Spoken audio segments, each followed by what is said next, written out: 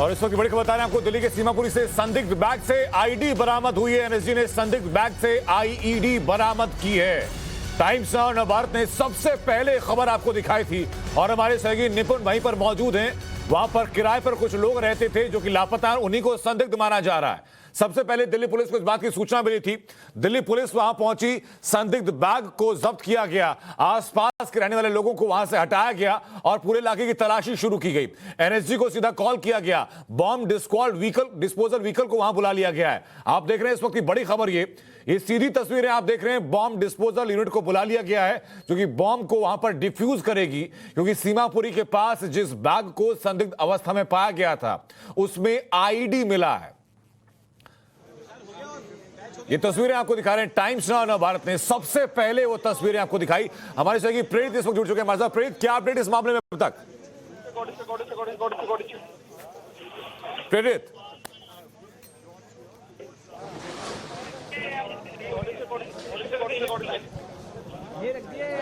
तक शायद आवाज नहीं पहुंच पा रही है। मोहित हमारे सहयोगी लगातार बने हुए हैं। मोहित और प्रेरित दोनों वहीं पर मौजूद हैं। मोहित, बताइए जरा कि क्या इस वक्त चल रहा है वहां पर?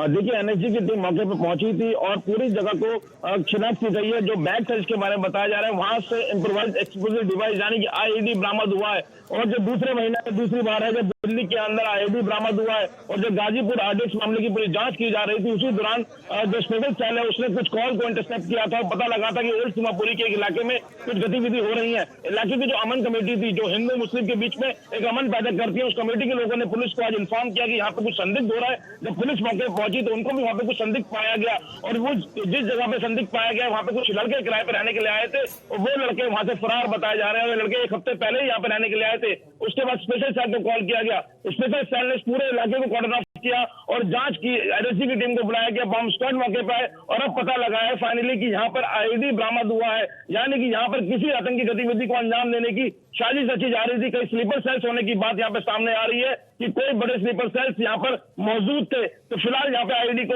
बरामद किया गया है और अब पुलिस ने पूरे इलाके को कॉर्डन ऑफ करा हुआ है और अभी भी अंदर जो एनएसजी की टीम है, बॉम्ब स्क्वाड की टीम है, वो जांच कर रही है। जी, वहां पर फिलहाल क्या पूरे इलाके में जो लोग मौजूद हैं मोहित, क्या उनको जगह खाली करवाई गई है एहतियात के तौर पर?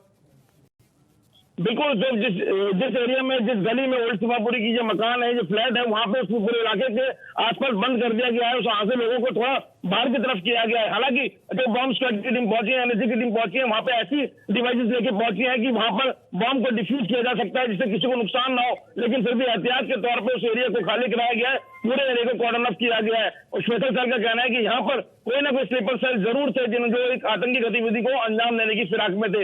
हालांकि उससे पहले दिल्ली पुलिस को इस बात की जानकारी मिली है और दिल्ली पुलिस ने जाके साजिश का भंडाफोड़ किया है। जी मोहित, बताया जा रहा है कि उस मकान मालिक को गिरफ्तार किया गया है जिस मकान में वो लड़के रहते थे। क्या लड़कों के बारे में कोई जानकारी फिलहाल मिल पाई है? देखिए, कासिम नाम का एक शख्स है जो पेशे से ठेकेदार है। उसने बिना किसी पुलिस वेरिफिकेशन के एक अपना कमरा जो है किराए पे दिया था। कासिम के पिता की डेथ हो चुकी है और उन्हीं के नाम पे मकान है और उस मकान का मालिक जो है वो कासिम है। कासिम को गिरफ्तार किया गया है। जो लड़के बताए जा रहे हैं यहाँ पे रहने के लिए आए थे, वो एक हफ्ते पहले ही आए थे, कोई पुलिस वेरिफिकेशन नहीं था और वो लड़के यहाँ से फरार है। लेकिन इलाके के लोग वहाँ पे सतर्क थे। जो अमन कमेटी थी इलाके की, उन्होंने पुलिस को इतला की है। वो बताया है कि यहाँ पे कोई संदिग्ध गतिविधि होने जा रही है। पुलिस मौके पहुंची तो पुलिस को भी ऐसी कोई जानकारी मिली, जिसके बाद स्पेशल सेल और एनएसजी को बुलाया गया और फाइनली यहाँ पे जाके एक आईडी बरामद हुआ है, जिससे लग रहा है कि यहाँ पे बड़े आतंकवादी गतिविधि को अंजाम देने की फिराक में कुछ लोग आए हुए थे और जो लड़के थे वो किसी न किसी आतंकी संगठन के स्लीपर सेल जरूर है। जी मोहित, मैं वापस लौट रहा हूँ। प्रेरित हमारे साथ लगातार बने। प्रेरित, जरा तस्वीरें वहां की दिखाई, क्या इस वक्त चल रहा है वहां पर? जी बिल्कुल, मैं अपने विजय वरुण को कहूंगा कि जरा की तस्वीर यहाँ दिखाएं कि देखिए किस तरीके से जो है यहाँ पर पुलिस की भारी संख्या में तैनाती की गई है। और जब से यह पता लगा है कि बैग के अंदर आईडी है, तब से और ज्यादा सुरक्षा यहाँ पर मुस्तैद कर दिया गया है और आसपास के जो लोग हैं उनके बीच में भी जो है एक दहशत का माहौल देखने को मिल रहा है। जरा मैं एक बार पैन करके जरा यहाँ की तस्वीरों को दिखाएं कि देखिए कितनी संख्या में यहाँ पर आसपास में लोग मौजूद हैं। और यहाँ पर जो हाजी साहब है जो यहाँ रहते हैं, उनसे भी एक बार बातचीत करेंगे। ये बताइए कि आप यहाँ पे रह रहे हैं, क्या आपको कुछ जानकारी थी कि यहाँ पे कौन लोग रह रहे हैं? कभी कुछ संदिग्ध अवस्था उनको लगी थी आपको? नहीं, यहाँ कोई भी ऐसा आज तक हादसा नहीं हुआ। 40 साल हो गए कॉलोनी को बसे हुए, लेकिन आज तक कोई भी ऐसी कहानी नहीं बनी है कि कोई गलत आदमी हमारी सीमापुरी के यहाँ हिंदू मुस्लिम में बहुत प्यार है और ना ही कोई ऐसी बातें आज तक। ये पहली बार है जो ये बता रहे हैं कि भाई यहाँ इस घर में ये बम मिला है। बैग में बम बता रहे हैं, लेकिन अभी इंक्वायरी चल रही है। अब ये पता लगेगा कि है या नहीं है। ये बताइए कि जो लोग हैं इनका पुलिस वेरिफिकेशन भी नहीं हुआ जब ये किराए पे कमरे लेने आए, तो ये क्या है मामला? मैंने ये सुना है कि उनसे आईडी मांगी थी, उन्होंने ये कहा कि भाई अभी एक आध दिन में हम आपको दे देंगे, तो वो आईडी अभी उन लोगों को दी नहीं है शायद मकान मालिक को। तो जब वो मोहल्ले में रह रहे थे तो कुछ लग रहा था कि उनकी कुछ संदिग्ध तरीके से आना जाना, उनके साथ लोग भी आते थे। ये मेन मार्केट है, इधर को दुकानें वगैरह बहुत है, ऊपरली मंजिल पे वो रहते थे, तो यहाँ किसी से संपर्क में नहीं थे वो।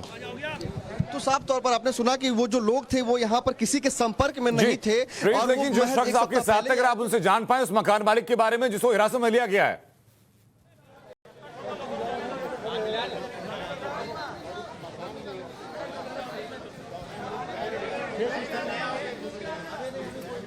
प्रीत, जो शख्स आपके साथ थे अभी, अगर आप उनसे दोबारा बात कर पाए या वहां मौजूद किसी और व्यक्ति से बात कर पाए और जान पाए उस मकान मालिक के बारे में जिसको हिरासत में लिया गया है फिलहाल।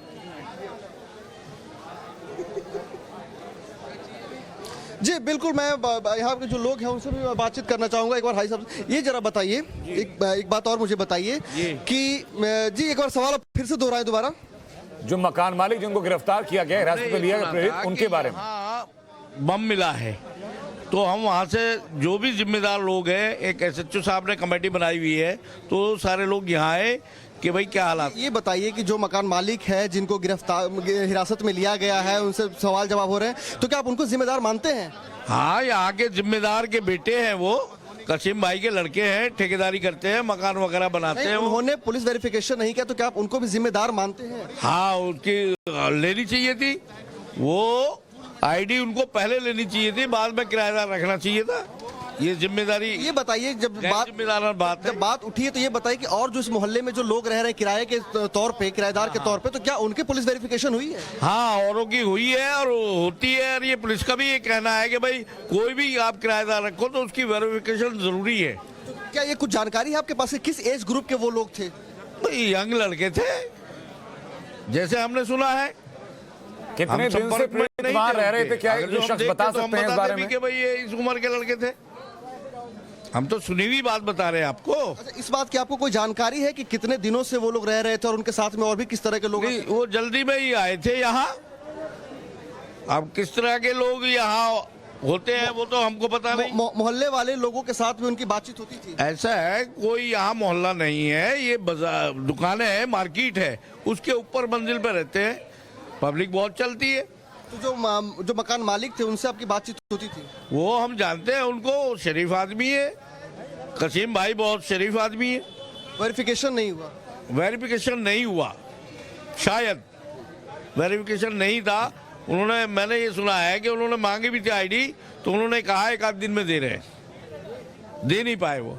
तो आपने साफ तौर पर सुना कि जो है वेरिफिकेशन नहीं हुआ है, और यहाँ वो जो शख्स थे, वो जो लोग थे जो यहाँ पे रह रहा था, उनकी किसी से भी बातचीत नहीं होती थी, वो लोगों से ज्यादा घुला मिला नहीं था, इसलिए लोगों को ज्यादा नहीं पता है कि वो किस तरह के लोग थे, कब आते थे, कब जाते थे। लेकिन जब से ये जानकारी मिली है तब से चारों तरफ भीड़ बहुत ज्यादा इकट्ठी हो गई और लोगों में एक दहशत का माहौल है। और मैं अपना कैमरा पर्सन कहूंगा कि तस्वीरें पैन करके दिखाएं, चारों तरफ की तस्वीर दिखाएं। ये देखिए, जो यहाँ के आसपास के जो लोग हैं उनकी संख्या इधर बढ़ रही है। दूसरी तरफ जो है, जब से ये आईडी की जानकारी मिली है तब से जो है पुलिस की भी मुस्तैदी यहाँ पर चप्पे चप्पे पर और ज्यादा बढ़ गई है, और अंदर जो है वो NSG की टीम मौजूद है, बॉम्ब डिफ्यूजल की टीम मौजूद है, और अंदर जो है यहाँ के आसपास के जो घर हैं उनको भी खाली करा लिया गया है। जी बिल्कुल, मैं आपके फ्रेम में ही देख पा रहा हूं कि यहाँ पर पुलिस वाले मौजूद हैं, दिल्ली पुलिस के लोग मौजूद हैं, NSG के लोग बताया गया था, बुलाए गए हैं, बॉम्ब डिस्पोजल यूनिट को बुलाया गया है। तो बॉम्ब डिस्पोजल यूनिट के कितने लोग पहुंचे हैं यहाँ पर?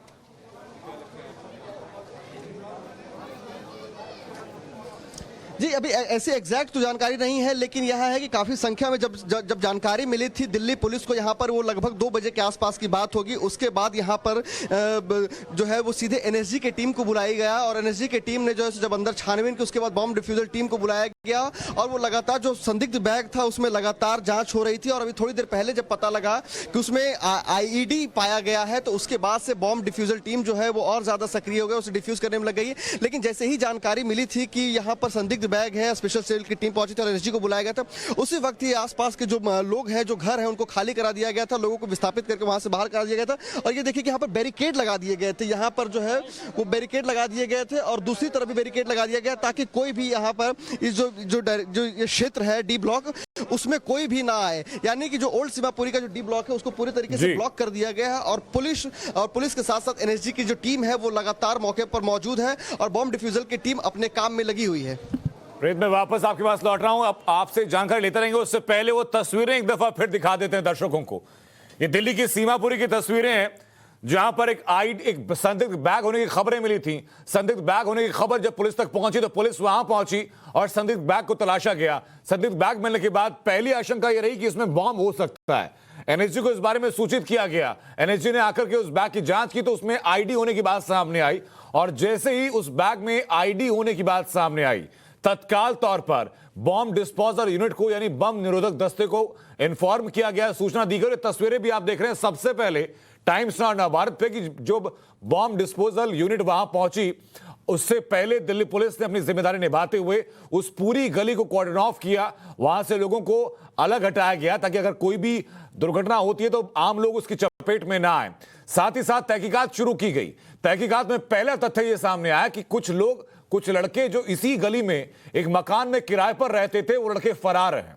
उन लड़कों के बारे में जो सूचना इकट्ठी की गई तो पता चला कि कुछ वक्त पहले ही वो लड़के यहां पर शिफ्ट हुए थे, लेकिन लड़कों की कोई भी आईडी, उन लड़कों के बारे में कोई भी जानकारी उस मकान मालिक के पास नहीं थी।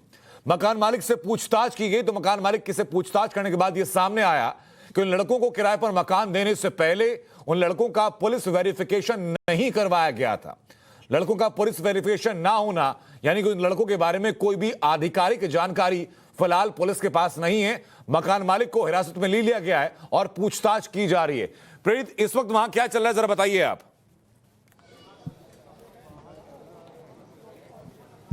जी बिल्कुल, यहाँ पर देखिए कि लगातार जो टीम है वो मौजूद है और वो अंदर जो उसके आगे की जो प्रक्रिया है बॉम्ब डिफ्यूज करने की पूरी सावधानी के साथ, उसको सावधानी को बरतते हुए वहाँ पर जो पुलिस प्रशासन की तैनाती कर दी गई है ताकि कोई भी आम लोग जो हैं उसके आसपास ना जाए। और उसके अलावा जो बॉम्ब डिफ्यूजल की जो टीम है वो लगातार डिफ्यूज करने में जुटी हुई है और पूरे मोहल्ले के जो लोग हैं वो घरों से बाहर निकले हुए हैं। एक बार जरा तस्वीर पैन करके दिखाएं ऊपर से कि देखिए कितनी संख्या में लोग आसपास के मौजूद है। ये आसपास के मोहल्ले वासी हैं जो कहीं ना कहीं एक डर का भाव भी। एक बार जरा हम इनसे बात भी करेंगे। ये बताइए कि आप लोग को कब जानकारी मिली इस बात की? ये 2 बजे मिली है, 2 बजे जानकारी मिली। उस वक्त क्या कुछ आपको समझ में आया कि जब ये तो जैसे हमारे SHO साहब हैं एकदम से फौरन टीम लेके आ गए अपने, और DSP साहब भी आ गए थे, फिर और हमारे SI हैं सर वो भी आ गए थे पूरी टाइम, फिर उसके बाद सील कर दिए। तो कुछ मतलब ऐसा लगा कि कुछ डर मतलब दहशत का माहौल बना पूरे मोहल्ले में? नहीं, हमारे SHO साहब और DSP साहब ने कंट्रोल में कर रखा था तो ऐसा माहौल हुआ ही नहीं। उन लोगों को कभी आपने देखा था जो वहाँ पे किराएदार रह रहे हैं? जी नहीं, बस सुना ही था 4 बंदा हैं।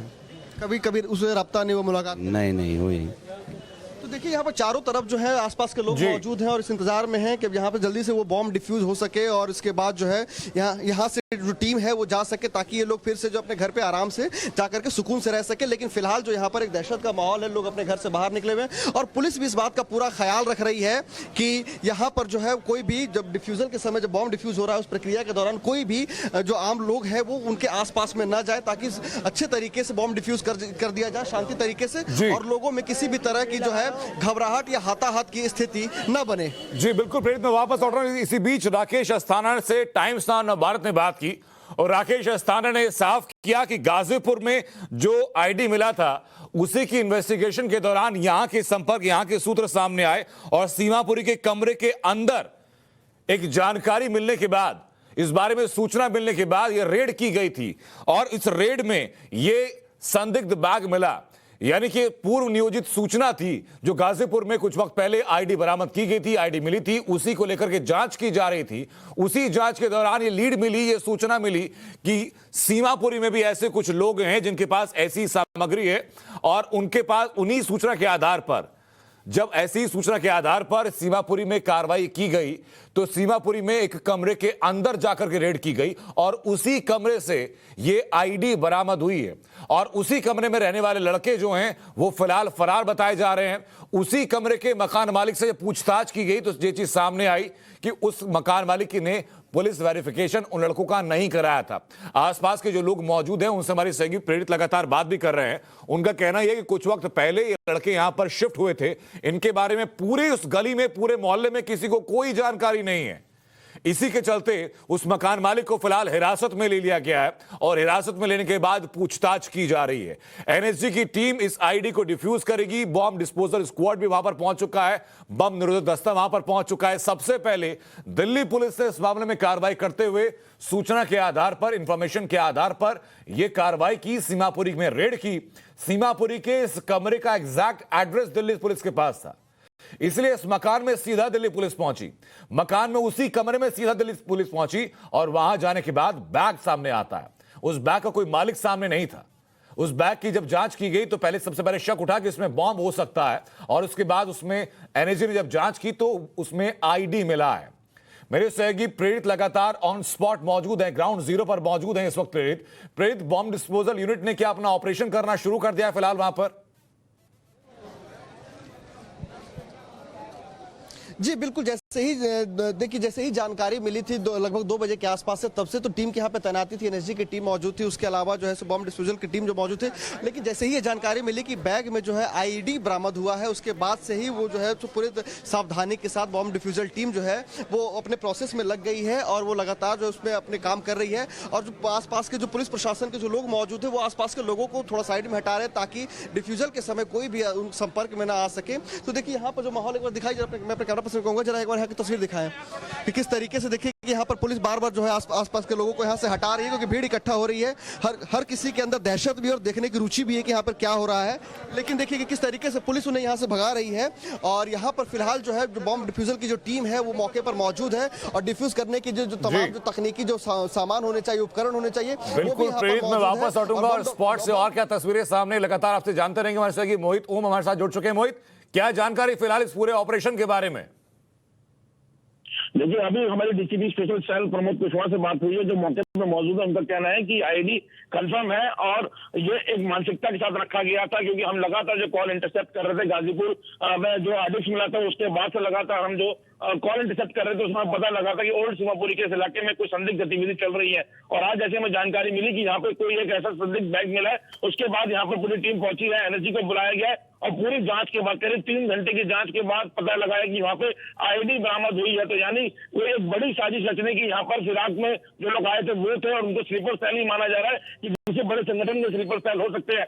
गाजीपुर में जब आतंकी जो साजिश रची गई थी, जो एक आईडी बैग मिला था उसके ऊपर भी जिम्मेदारी ली गई थी संगठन के द्वारा और उसके बाद से लगातार स्पेशल सेल की जांच चल रही थी। लेकिन उनके हाथ खाली थे, कोई भी इसमें आरोपी अभी पकड़ा नहीं गया था, कोई भी आतंकी अभी गिरफ्त नहीं आया था। लेकिन पुलिस लगातार इस मामले में जांच कर रही थी और ना सिर्फ दिल्ली बल्कि नॉर्थ इंडिया में कई जगह पर आदेश होने की बात मिली थी। कुल्लू मनाली में 3 किलो की मोहित, मैं आपके पास वापस लौट रहा हूं, इस बारे में जानकारी लेंगे और गाजीपुर से क्या संबंध सीमापुरी का निकला है अभी तक ये भी जानेंगे। उससे पहले टाइम्स ऑफ भारत पर उस मकान का एड्रेस आ चुका है, उस मकान का पता आ चुका है। सीमापुरी का मकान है D49, ओल्ड सीमापुरी में मकान नंबर D49, जहां से ये आईडी रिकवर की गई है। आईडी रिकवर की गई बैग के अंदर से। लेकिन मोहित बताइए जरा कि अब से पहले राकेश अस्थाना ने कहा कि जब गाजीपुर में आईडी मिलने की जांच वो कर रहे थे उसी दौरान ही सीमापुरी की लीड मिली थी। बिल्कुल, देखिए गाजीपुर की जब जांच चल रही है उसको लेकर कई कॉल इंटरसेप्ट किए जा रहे थे। वो कॉल्स दिल्ली में भी कनेक्ट हो रहे थे और नॉर्थ इंडिया के कई इलाकों में से मिल रहे थे और ऐसी बातें सामने आ रही थी कि एक और आतंकी साजिश को यहाँ पे अंजाम दिया जा रहा है। इसी मद्देनजर कुछ दिन पहले कुल्लू मनाली में भी एक चोट मिली थी, 3 किलो आदेश था जिसको पंजाब इलेक्शन में यूज कर रहा था और अब ओल्ड सीमापुरी में मिला। और ये जो इलाका है अमित, ये यूपी है, यूपी के बॉर्डर से मैच कुछ मीटर की दूरी पे ये इलाका है। यानी अब यूपी में चुनाव चल रहा है, पंजाब में चुनाव चल रहा है, उत्तराखंड में चुनाव हो चुके हैं। तो आप समझ सकते हैं कि कितनी बड़ी साजिश यहाँ पे अंजाम दी जा सकती थी। और लगातार जो सुरक्षा एजेंसियां वो अलर्ट जारी कर रही थी लोकल पुलिस को, अलग अलग राज्य की पुलिस को कि कोई आतंकी घटना घट सकती है ऐसे मौके पर। और लगातार गाजीपुर की घटना के बाद दिल्ली पुलिस स्पेशल सेल जो पूरे देश में सबसे अलग यूनिट मानी जाती है आतंकी घटनाओं से निपटने के लिए, वो लगातार जांच कर रही थी। इसके अलावा अन्य एजेंसियां भी लगी हुई थी और लगातार ऐसे कॉल्स मिल रहे थे कि कोई आतंकी साजिश जो है वो दिल्ली की सीमाओं के भीतर रची जा रही है। कुछ दिन पहले 26 जनवरी बीती है और 26 जनवरी से पहले ड्रिल होती है कि पूरे एरिया जो पूरी दिल्ली है उसमें रेंट वेरिफिकेशन चेक की जाती है। गेस्ट हाउस हो, होटल्स हो, रेंट टेनेंट्स ज्यादा रहते हैं बड़ी संख्या में, जैसे ओल्ड सीमापुरी का इलाका यहाँ पे बड़ी संख्या प्रवासी लोग रहते हैं, तो यहाँ पर ड्रिल हुई होगी, जरूर ड्रिल हुई होगी यहाँ पर कि एक एक जो रेंटर है उसका वेरिफिकेशन किया गया होगा, उसके वेरिफिकेशन चेक किए गए होंगे। लेकिन उस 26 जनवरी के थोड़े दिन बाद ही आप समझिए कि वे लोग वहां पर आए हैं और यहाँ पे इन्होंने रहे हैं और इन्होंने यहाँ पे रेंट वेरिफिकेशन नहीं कराया। बिल्कुल मोहित, और जिस गाजीपुर में आईडी मिलने की बात की जा रही है, जिस दिन गाजीपुर में आईडी मिली उसके ठीक 3 दिन बाद उसका टेरर लिंक भी कथित तौर पर सामने आया था और आतंकी संगठन मुजाहिदीन गजवात हिंद ने गाजीपुर में बॉम्ब प्लांट करने का उस वक्त जिम्मा लिया था और ये कहा था कि किसी तकनीकी वजह से वक्त पर नहीं फटा, लेकिन अगली दफा गलती नहीं होगी। और शायद उस वक्त जब आतंकी संगठन ने जिम्मेदारी ली थी अपने टेलीग्राम के माध्यम से, तो उसका इशारा ये सीमापुरी में जो बॉम्ब मिला है इसी के पास से शायद रहा होगा। मोहित, मैं आपके पास वापस लौटूं, लेकिन इस वक्त स्पॉट पर क्या चल रहा है इसके लिए सीधा रुख करेंगे मेरे सहयोगी प्रेरित का। प्रेरित। जी बिल्कुल मैं आपको बताना चाहूंगा कि आईडी जो है फिलहाल वो रिकवर हो चुका है और अब जो है बॉम्ब डिफ्यूज की जो टीम यहाँ पर मौजूद है वो उसे आगे की प्रक्रिया करी डिफ्यूज करने को लेकर के कि उसे किस तरीके से डिफ्यूज करना है। लेकिन जानकारी के मुताबिक अभी जो राहत भरी सांस मिले वो ये कि बॉम्ब आईडी जो है वो रिकवर कर लिया गया है और पुलिस की टीम जो है वो अंदर मौजूद है, एनएसजी की टीम मौजूद है, स्पेशल सेल की टीम, तमाम जो दिल्ली पुलिस के जो आला अधिकारी हैं वो मौके पर मौजूद है, बॉम्ब डिफ्यूजल की टीम जो है वो मौजूद है और यहाँ पर जो है आईडी रिकवर कर लिया गया है और आईडी रिकवर करने के बाद जो है उसे बॉम्ब डिफ्यूजल टीम जो है आगे उसे डिफ्यूज करने की जो प्रक्रिया है उस पर वो काम कर रही है। और दूसरी तरफ मैं एक बार अपने कैमरा पर्सन को कहूंगा कि यहाँ के आम लोगों की भी तस्वीर दिखाएं कि देखिए किस तरीके से यहाँ पर भारी संख्या में भीड़ आम लोगों के यहाँ पे दिखाई पड़ रही है। लोग घर से बाहर निकले हुए हैं। बिल्कुल प्रेरित, अगर आप उन लोगों से बात भी कर पाए, उन लोगों से पूछें कि क्या उस मकान में D49 में जो लोग रहते थे, जो युवक थे, उनसे कभी मुलाकात हुई, उनसे कोई बात हुई, उनको कभी देखा इन लोगों ने? जी बिल्कुल, यहाँ पर सब युवा ही हैं, उनसे भी मैं बात करूंगा। ये बताइए कि वो जो लोग अंदर रह रहे थे, क्या आपने कभी उन्हें देखा था, कभी उनसे कोई बातचीत, कोई मुलाकात हुई? इस बारे में मुझे कुछ नहीं पता और मैं तो खुद अभी काम पे से आया हूँ। जी, और हमारे साथ अभी जो है हमारे जो सहयोगी हैं मौजूद प्रियांक त्रिपाठी, उनसे भी बातचीत करेंगे। वो जब शुरुआत से जब यहाँ पे खबर हुई थी तब से घटना मौके पे मौजूद है वो।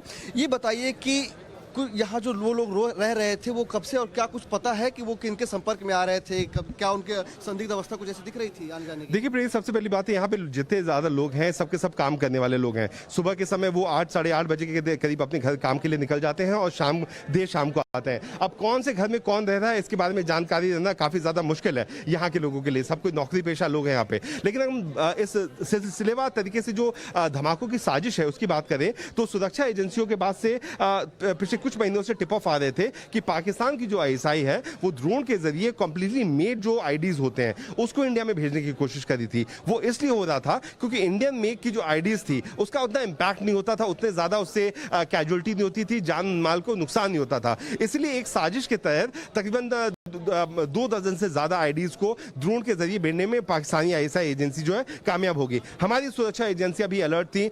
कई ऐसी आईडीज थी, 6 के करीब तो जनवरी के महीने में ही एनएसजी की टीम, बीडीएस टीम यहां से वहां गई और उन आईडीज को कंट्रोल एक्सप्लोजन के तहत निस्तनाबूद कर दिया गया। अब इस मामले की जांच की हम बात करें, गाजीपुर मंडी में भी वही साजिश थी जहां पे लोग आम जैसे नौकरी करने वाले और जो बिजनेसमैन लोग हैं वहां पे जाते हैं फूल खरीदने के लिए। उन फूल को लेके कई इलाकों में लेके जाते हैं। वहां पे एक आईडी प्लांट की जाती है, शार्पनर्स होते हैं उसमें, जो कीलें होती हैं, ताकि जो आसपास के जो लोग हैं उनको ज्यादा आहत पहुंचे। अब जब एजेंसीज के पास पता चला, एजेंसी के लोग वहां पे गए और उस आईडी को कंट्रोल एक्सप्लोजन कर दिया गया तो उसमें मेटल के मैग्नेट के जो पीसेस थे वो मिले।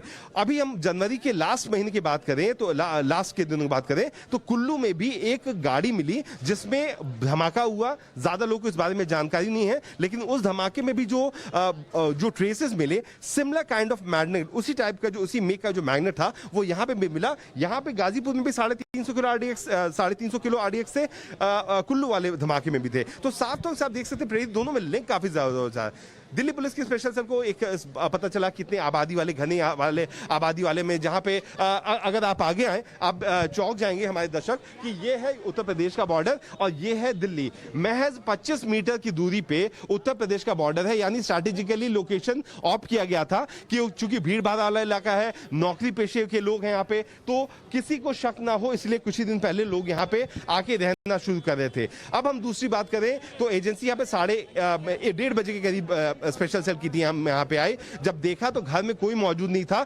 लेकिन उस घर में एक संदिग्ध बैग मिला। अब जब एजेंसीज को पता है कि वो एक ऐसे अपराधी की और एक ऐसे जघन्य अपराधी की तलाश कर रही है जिसके पास एक बॉम्ब हो सकता है, जिसमें आरडीएक्स हो जा सकता है, तो प्रोटोकॉल के मुताबिक जो एनएसजी की टीम थी उसको बुलाया गया और उसे एक कंट्रोल एक्सप्लोजन किया जाएगा ताकि यहाँ की जो इमारतें हैं उस पर कोई इंपैक्ट नहीं हो। लोगों ने बड़ी मुश्किल से यहाँ पे अपने घर बनाए हैं, पैसे इकट्ठा करके बनाए हैं, उस धमाके से इन घरों को कोई नुकसान ना हो इसलिए प्रेरित वो एक मेटल के शेप में काफी मोटे वेसल के शेप में मशीन होती है, उसमें उसको एक कंट्रोल एक्सप्लोजन की कोशिश है। ये हमारे सूत्र अभी तक बता रहे हैं। जो अभी हमारी लास्ट बात हुई थी, आईडी मिलने की जानकारी हो चुकी है। जो संदिग्ध है, दुख की बात है कि वो पुलिस के हाथ नहीं लगे क्योंकि भीड़ भाड़ का इलाका है। जब पुलिस की चहल पहल हुई, हो सकता है वो पुलिस के को चकमा देने में सक्सेसफुल हो गए हों। लेकिन सबसे बड़ी चीज अब 2-3 एजेंसीज के लिए है, वो लोग कहाँ हैं? क्या उनके पास अभी भी और आईडीज है? क्या इस आईडी में आरडीएक्स है? क्या इसमें भी वही ट्रेसेस हैं? क्या इन लोगों ने जो यहाँ पे घर लिया वो कब से लिया, किस तरीके से लिया, वो किस मोडस ऑपरेंडी को ऑप्ट कर रहे हैं? इन सब चीजों को लेके जांच अभी चलनी है प्रेरित। लेकिन हम ये कहेंगे कि थोड़ी सुकून वाली बात यह है कि इतने जो लोग यहाँ पे रह रहे थे, अगर खुदा न खास्ता जैसे आपने देखा भटिंडा के ब्लास्ट में एक संदिग्ध जाता है, अपने पास आईडी को फिक्स कर रहा होता है, फिक्स करने के दौरान वो धमाका होता है, पूरी बिल्डिंग हिल जाती है। खुदा न खास्ता अगर इस तरीके की चीजें हो जाती प्रेरित तो यहाँ पे कई लोगों को काफी ज्यादा आहत होता है। प्रियंक, एक बात और बताइए कि जैसे 14 जनवरी को गाजीपुर मंडी में जब वो बॉम्ब आरडीएक्स मिला था, उसके अलावा जो है सो आपने बताया कि जनवरी के लास्ट के समय भी मिला था कुल्लू मनाली में, तो ये क्या सबके तार एक से जुड़े हुए हैं? और क्या कुछ लग रही जो जानकारी मिल रही है सोर्सेज के मुताबिक, वो कहां से तार जुड़े, कौन इसको ऑपरेट कर रहा है, किसकी साजिश है ये?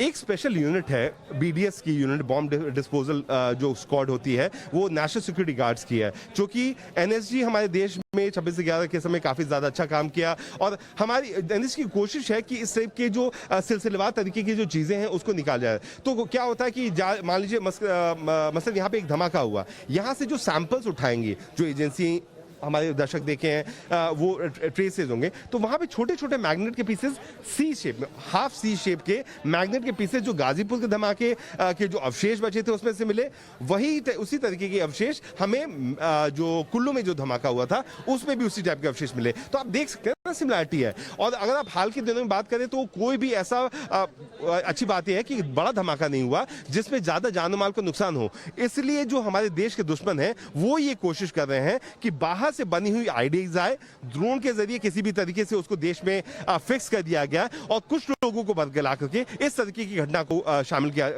अंजाम दिया जा सके। लेकिन ऐसे हालात में एजेंसियां अलर्ट है, यहाँ के बाशिंदों ने भी काफी ज्यादा सपोर्ट किया है। स्पेशल सेल की टीम का आप देखिए, पुलिस के 2 सिपाही हैं, लेकिन आम जो लोग हैं वो यहाँ पे दायरा बना के बैठे हैं ताकि कोई उधर ना जाए, किसी को क्षति ना पहुंचे। ऐसी स्थिति में अगर धमाका खुदा न खास्ता वाली मान लीजिए वो बॉम्ब लगा रहे हैं और अगर हो जाता तो काफी लोगों को क्षति पहुंची, जो कोई नहीं चाहता। अब एजेंसियां अपना काम कर रही हैं, आप देख रहे हैं प्रेरित किस तरीके का यहाँ पे माहौल है और चीजें अब देखने वाली बात होगी कि एजेंसीज के हाथ और क्या सबूत लगते हैं। जी, यानी कि प्रियांक, यह माना जाए कि जो स्पेशल सेल जो है वो लगातार एक्टिव है और जिस तरीके से यहाँ की जानकारी मिली और स्पेशल सेल ने बड़ी बिल्कुल प्रियांक और प्रेरित, बहुत शुक्रिया आप दोनों का।